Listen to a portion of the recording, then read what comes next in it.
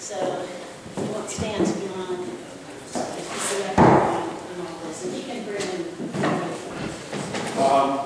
Good evening. Let me ask a question. How many of you are familiar with the term transit-oriented development? The term really doesn't cover the totality of what we're talking about. I was really interested in hearing the presentation around the MPO. I want to reflect on something that my wife said a minute ago, because it really was, I was impressed. I said, wow, they really did a lot of work and really thought about it, and it kind of felt unique. And it is, but it's done all over the country. It's really done all over the country because the government has mandated that it be done all over the country. For a long time, it wasn't. And so people, willy-nilly, had transportation conversations that went on in the communities that never connected. Certainly didn't connect 3 counties like you do here. They were just individuals out there running them up, doing what they wanted to do, spending the money they got back any way they wanted to. And at least what this said was, no, you're going to have someone who tries to get a vision for the region, which is critical to creating something and leading to transit-oriented development. Transit-oriented development is really designed to try to maximize the transportation systems that you have in your community and to try to mitigate against, 1, wasteful use of our resources. 2, to help do something that you heard here that at least the people in this region have said they wanted. And that is, they wanted a certain kind of lifestyle. And they wanted their transportation system to reflect that lifestyle. This is one of the few communities, I have to say, that I've gone to that has put as much emphasis on bike paths and pedestrian paths. And I have done this, unfortunately, all over the country. And so it really, to me, was kind of interesting to see that. Because it really said that we want that to be a big part of what this community has as a form of transportation. Linda said, not just because we want to have light rail or heavy rail or blah, blah, blah, but we want within our community to have people feel as if an acceptable mode of getting around might be just to get on a bike and ride somewhere. But if that is part of the orientation, then what that means is, as you move out from that, everything has to start reflecting that reality. She talked about one other thing when I was in working with the folks in Sacramento. There was a real vision that they had. And one of the things they did is they built their they're one of the new starts. These are all new transit systems. Like she said, there are a lot of old transit systems, and those of you who come from many of those communities, because North Carolina is really now becoming a melting pot of people from all over the place. Wilmington is one of those big places where there are a lot of people from all over the place. And the reality is, you probably or possibly have lived in other places where there's a very public transportation system and public transportation orientation. But what these guys said was, when we get our stuff together, one of the things we're going to do is we want to encourage people to walk to the train systems that we're putting up, the light rail system. We want people to ride to them. So one of the things they did was to make sure that they designed those so that there were indeed bike racks that could be put on the train. So that people would feel comfortable saying, what I'm going to do is, I'm going to live out here, I'm going to ride the train in, and when I get downtown, I'm going to ride around on my bike. And I'm going to take it with me to and from work. That doesn't happen if you don't plan it. Because if you don't plan it, somebody shows up at the train with a bike and everybody in the train looks at it and says, what are you going to do with that? It's not happening here. Nobody planned for that to happen. If you talk about the walking to work, the reality is, again, that requires, for example, you can have a lot of walking paths. You can have a bus or transit system in Ohio. One of the things that they did we thought was really pretty unique in Columbus, we worked with them, was they actually said, look, we've got a problem here. They had a major developer you're familiar with, what was the store? Limited, was it? Limited, yeah. The guys who owned that decided they were going to build virtually a new community about 15, 20 outside of the hub of Columbus. And so what they decided was, in order to make that happen, we got a problem. They weren't worried about land. They had plenty of money. They built all of their new facilities out there, their business facilities. They had a problem. The problem was that those business facilities would only facilitate in many places. For example, if they had warehousing out there, they needed somebody who could run the forklift. They weren't going to pay the guy who ran the forklift $50,000 a year, $60,000 a year to run the forklift. So they needed somebody who was happy to get $30,000 or $40,000 a year, run the forklift. But people had $30,000 or $40,000 ambitions, lived in the city. So they had a problem. People out when they were building this were looking for, $60,000, $70,000, $100,000 jobs. The community they were building out there, quite frankly, looked to support people who had those kinds of income. And they still needed people who worked. Okay? And so what they did there was they decided what they would do is work with the transit system. And they developed express buses. And it really did work well. I must say that. I mean, not to be pejorative about it. They had people who said, I don't want to live out there. Okay? It's not my lifestyle. I want to live where I want to live. But I want the job that you have out there. Okay? And so what those folks were able to do was come to a central spot in the city, get on an express bus, and be able to be transported to their job, and do their job, and get on an express bus and go back to their neighborhoods. So you never had to disrupt the lifestyle that they had created for themselves inside the city. The second thing that they did was they said, we got a problem. That's one of the things we were brought in to help them do. We also have a second problem. A lot of the jobs that we have require us to have a lot of, quite frankly, female single heads of household. Which also means that those individuals are going to have to either find someone who's going to service their child care needs at the neighborhood, or they're going to have somebody who services their child care needs out here. What they did was to help support 2 child care centers.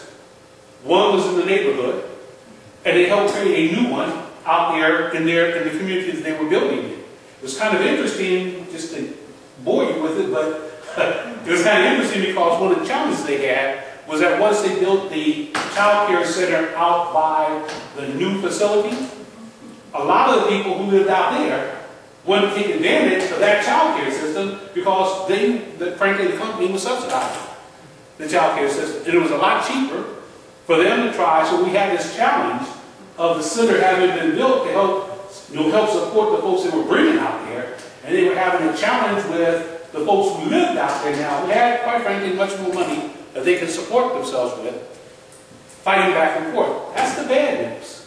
The good news is they had sense enough to try to do it.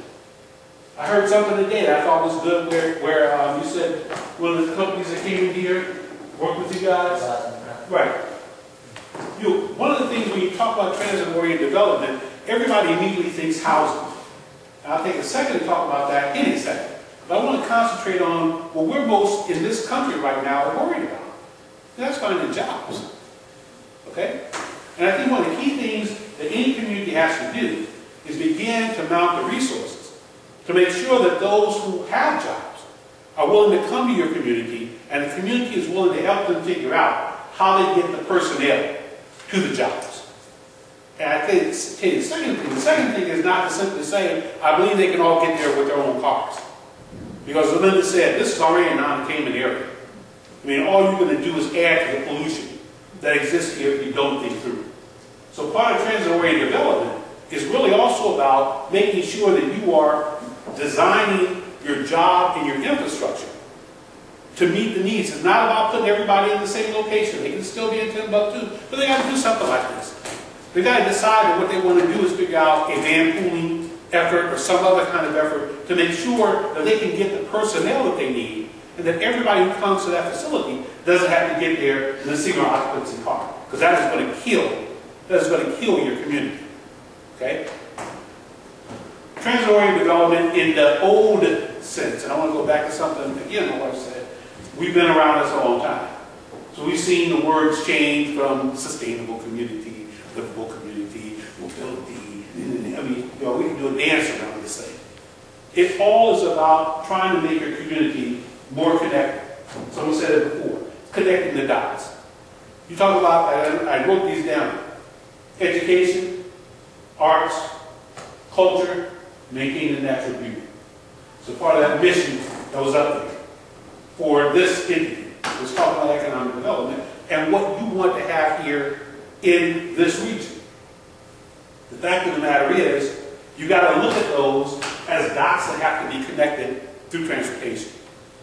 You really do. And I'm going to add one to this, and that is jobs. There's none here. Ought to be. Okay? It really ought to be part of your mission. That you want to have all those connected in such a way that it is easy for people to get around and to take advantage of them. We were talking a little earlier about this, when we said, again, one of the things that I noticed and kind of got from the Wilmington is that you're really trying to build that waterfront up to be a place that everybody wants to come to. Well, you want everybody to come to it, you got to have a vision that allows everybody to get to it. If the only way you have for them to get to it is everybody drives their car down here, you're not going to have a beautiful waterfront. You're going to have a whole bunch of parking lots, okay, built down here obscuring the waterfront. So part of the thinking that has to go on has to be, we love to have a beautiful waterfront, but we better figure out if we want to have X number of people come down here every day, every month, every week, how we're going to transport those people down here and not let them become a part of the problem, as opposed to somebody who allows us to preserve the natural beauty of what we inherited here in Wilmington, because everybody can't park down here in their own little bitty car. Okay, however, smart cars, I don't care what kind of car you have.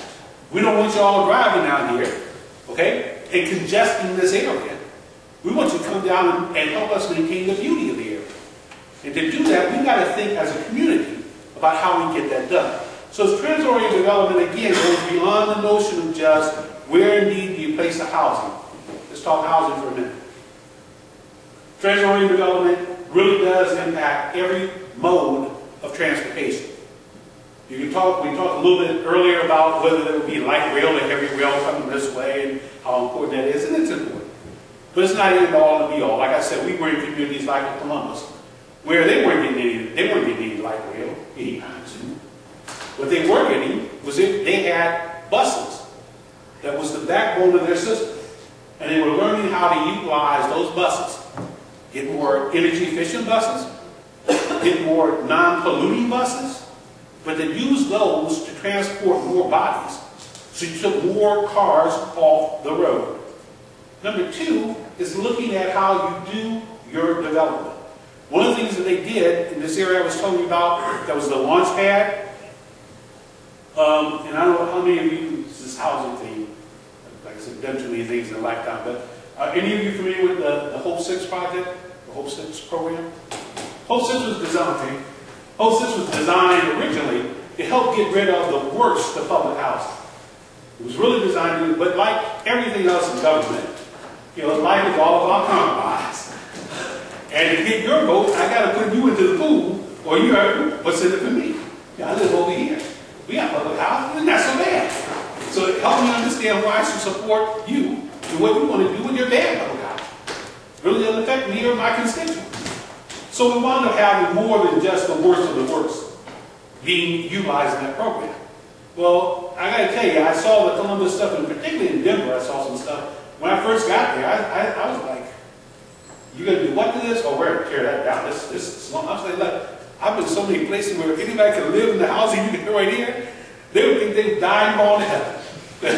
Really, it was very, very, very nice townhomes that were just beautiful. And they just felt like it was the worst thing they had going on in the community.